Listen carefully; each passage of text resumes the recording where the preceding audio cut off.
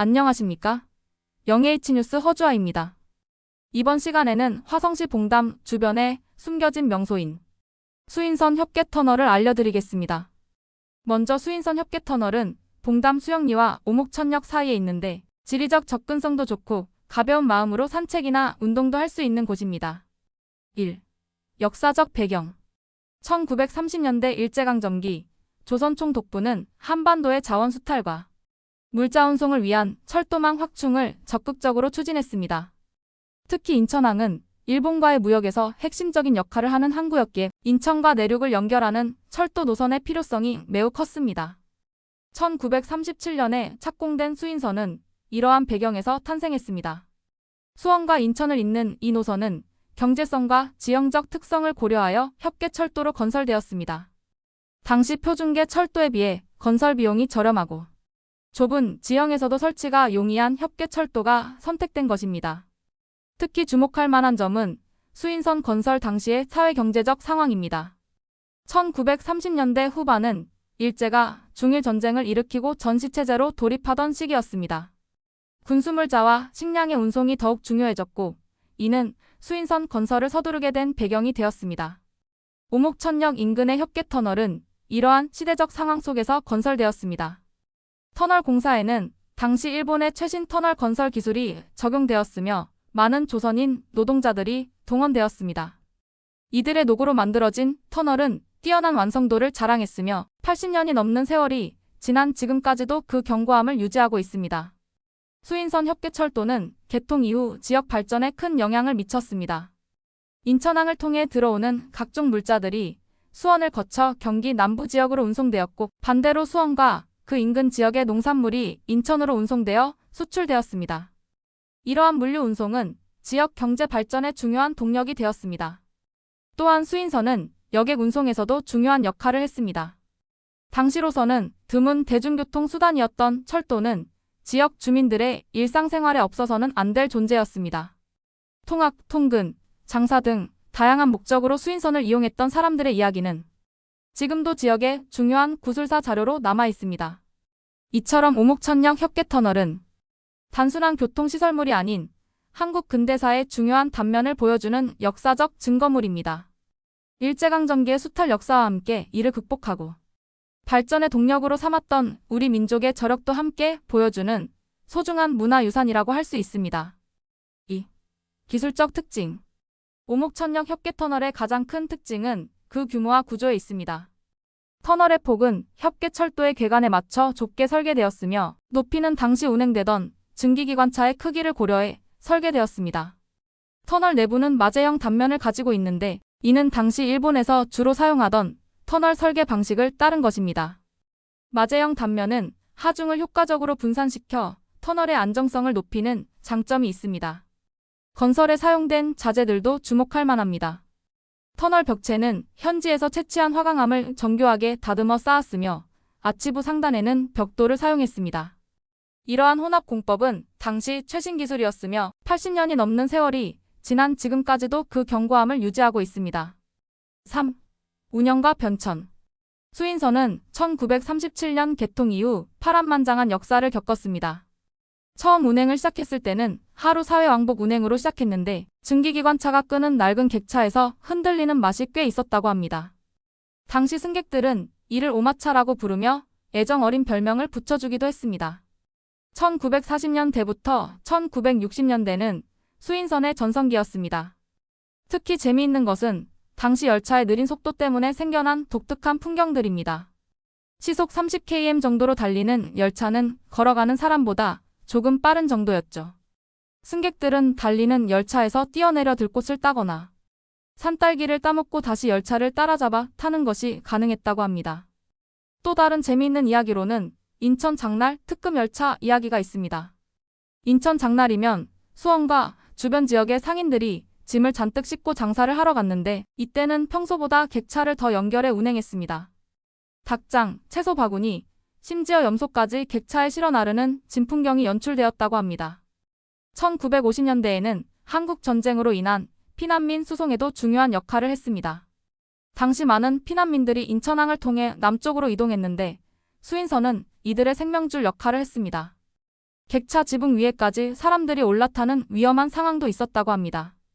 1960년대 후반부터는 도로 포장이 늘어나고 버스와 트럭 운송이 활성화되면서 수인선의 이용객이 점차 감소하기 시작했습니다.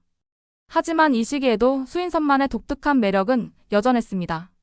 느린 속도 덕분에 차창 밖 풍경을 여유롭게 감상할 수 있었고, 같은 시간대에 늘 만나는 승객들끼리는 마치 동네 사랑방처럼 이야기꽃을 피웠다고 합니다. 1970년대에 들어서면서 수인선은 점차 쇠락의 길을 걷게 됩니다. 하지만 재미있는 것은 이 시기에 오히려 수인선의 낭만적인 이미지가 더욱 부각되었다는 점입니다.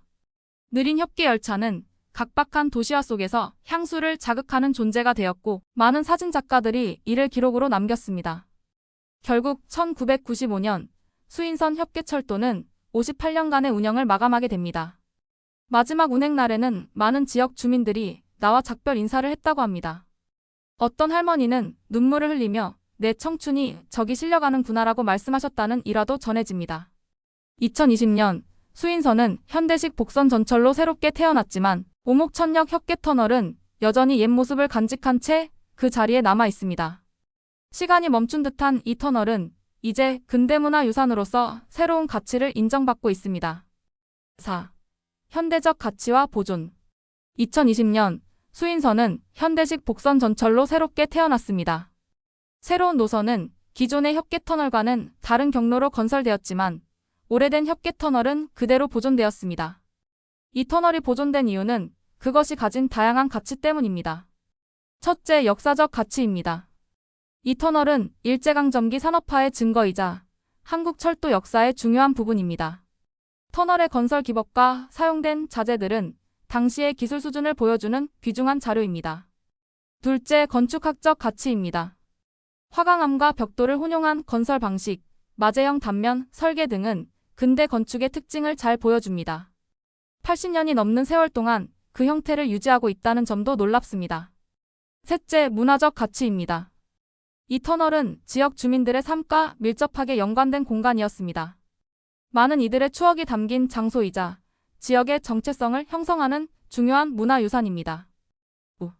지역사회와의 관계. 오목천역 협계터널은 단순한 교통시설물 이상의 의미를 가집니다. 이 터널은 지역 주민들의 생활사와 깊이 연관되어 있습니다. 1940에서 60년대 이 터널을 통과하는 열차는 지역 주민들의 중요한 교통수단이었습니다. 학생들은 이 열차를 타고 등하교를 했고 상인들은 물건을 나르기 위해 이용했습니다. 농민들은 자신들이 생산한 농산물을 인천으로 운송하기 위해 이 철도를 이용했습니다. 특히 흥미로운 것은 당시 협계열차의 운행 속도가 매우 느렸다는 점입니다. 승객들은 종종 달리는 열차에서 뛰어내려 주변의 들판에서 민들레를 캐거나 산딸기를 따먹기도 했다고 합니다. 이러한 이야기들은 협계철도가 단순한 교통수단이 아닌 지역 주민들의 일상적인 삶의 일부였음을 보여줍니다. 6. 건축학적 특징의 상세 분석.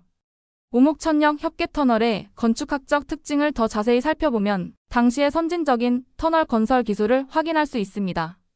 터널 입구의 포털 구조는 특히 주목할 만합니다. 화강암 석재를 정교하게 다듬어 쌓아 올린 포털은 견고함뿐만 아니라 미적인 면도 고려한 설계입니다. 석재의 크기와 쌓는 방식이 매우 규칙적이며 이는 고도의 석공 기술을 필요로 하는 작업이었습니다. 터널 내부의 마제형 단면은 과학적인 계산에 기반한 설계입니다. 상부의 아치 형태는 토합을 효과적으로 분산시키며 측벽의 곡선은 열차의 진동을 완화하는 역할을 합니다. 이러한 설계는 오늘날에도 터널 건설에서 사용되는 기본 원리입니다. 7. 환경적 가치. 폐터널이 된 이후 오목천역 협계터널은 새로운 생태적 가치를 가지게 되었습니다. 터널 내부는 박쥐들의 서식지가 되었으며 터널 주변은 다양한 식물들이 자라나는 자연 생태 공간이 되었습니다. 특히 터널 입구 주변에서는 점차 사라져가는 토종 식물들이 발견되기도 합니다. 이는 오랫동안 인간의 간섭 없이 자연 그대로 보존되어 온 결과입니다. 이러한 생태적 가치는 터널의 역사적, 문화적 가치와 더불어 보존에 또 다른 중요한 이유가 되고 있습니다. 8. 미래 가치와 활용 방안. 오목천역 협계터널의 미래 가치는 매우 큽니다. 현재 이 터널은 근대 산업 유산으로서 보존되고 있지만 앞으로는 다양한 방식으로 활용될 수 있습니다. 교육적 측면에서 이 터널은 살아있는 역사 교육의 장이 될 수 있습니다. 학생들이 직접 터널을 방문하여 근대 철도의 역사와 기술을 배울 수 있습니다. 또한 일제강점기의 역사를 이해하는 중요한 사료가 될 수 있습니다. 문화적 측면에서는 예술 공간으로의 활용도 가능합니다. 터널의 독특한 공간감과 역사성을 활용한 전시회나 공연을 개최할 수 있습니다. 실제로 비슷한 산업유산들이 문화공간으로 재탄생하여 성공적으로 운영되는 사례들이 있습니다. 관광자원으로서의 가치도 큽니다. 근대 산업유산에 대한 관심이 높아지면서 이러한 시설들을 찾는 관광객들이 늘어나고 있습니다. 적절한 정비와 안내 시설을 갖추면 매력적인 관광지가 될 수 있습니다. 9. 보존의 과제와 해결 방안. 오목천역 협계터널의 보존에는 여러 과제가 있습니다.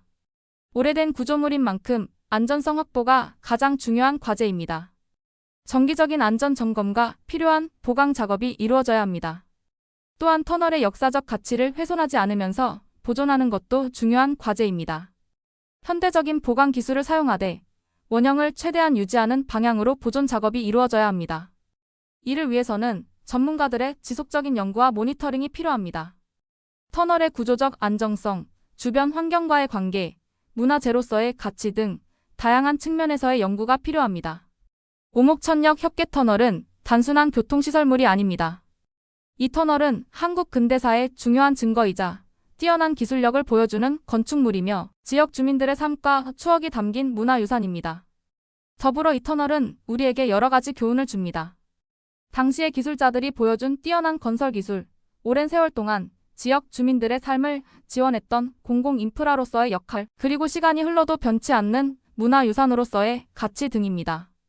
앞으로도 이 터널이 잘 보존되어 후대에 우리의 역사와 문화를 전달하는 소중한 자산으로 남기를 바랍니다. 이를 위해서는 정부와 지역사회, 그리고 시민들의 지속적인 관심과 노력이 필요할 것입니다. 이상 화성시를 사랑하는 영예이치뉴스 허주아였습니다. 구독과 좋아요, 댓글은 저에게 큰 힘이 됩니다. 감사합니다.